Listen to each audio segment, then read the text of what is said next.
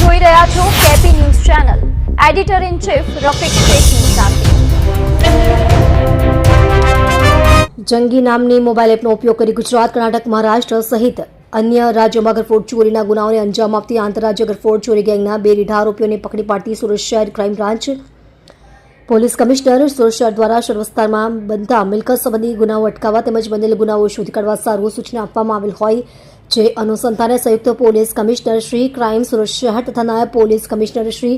Crime Surat શહેર તથા મદદનીશ પોલીસ કમિશનર શ્રી સુરત શહેર નાઓની સૂચના અને માર્ગદર્શન હેઠળ police inspector Shri crime branch Surat શહેર નાઓની રાહબરી હેઠળ સુરત શહેર ક્રાઇમ બ્રાન્ચની અલગ અલગ ટીમો વર્કઆઉટમાં હતી.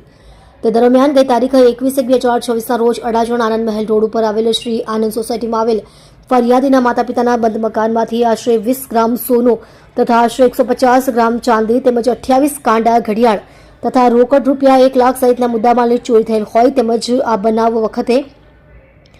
અડાજણ ન્યૂ રાંદેર રોડ પર આવેલ જશવંતી નગર ખાતે ફરિયાદી બહાર ગયેલ હોય અને મકાન બંધ હોય તે મકાનમાંથી ભગવાનની અલગ અલગ 3 મૂર્તિ આશરે 450 ગ્રામની તેમજ રોકડ રૂપિયા 3000 અને સીસીટીવી કેમેરાનું ડીવીઆરની ગરફોડ ચોરી થયેલ હોય આ બનાવ બાબતે ગુનો દાખલ કરવામાં આવેલ છે. તમે જોઈ રહ્યા છો કેપી ન્યૂઝ ચેનલ રફીક શેખની સાથે.